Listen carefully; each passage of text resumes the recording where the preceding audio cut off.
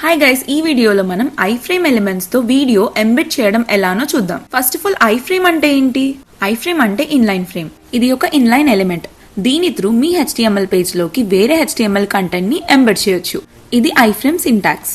మీరు ఐఫ్రేమ్ లో video embed చేయాలంటే యూట్యూబ్, వీమియో లాంటి పాపులర్ వీడియో సర్వీసెస్ నుండి డైరెక్ట్ గా కాపీ చేయొచ్చు, లేదా సోర్స్ అట్రిబ్యూట్ ను మీకు కావాల్సిన వీడియో URL తో మాన్యువల్లీ డిఫైన్ చేయొచ్చు.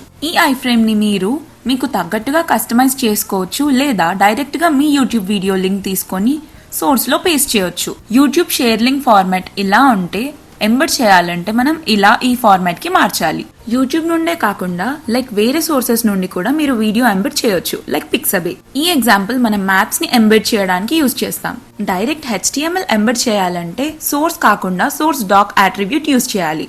దానికి ఎగ్జాంపుల్ ఇది. మీకు ఐఫ్రేమ్స్ గురించి ఇన్ డెప్త్ ఎక్స్ప్లెనేషన్ కావాలి అంటే మన ఛానల్లో ఉన్న లాంగ్ ఫార్మాట్ వీడియోస్ చూడండి.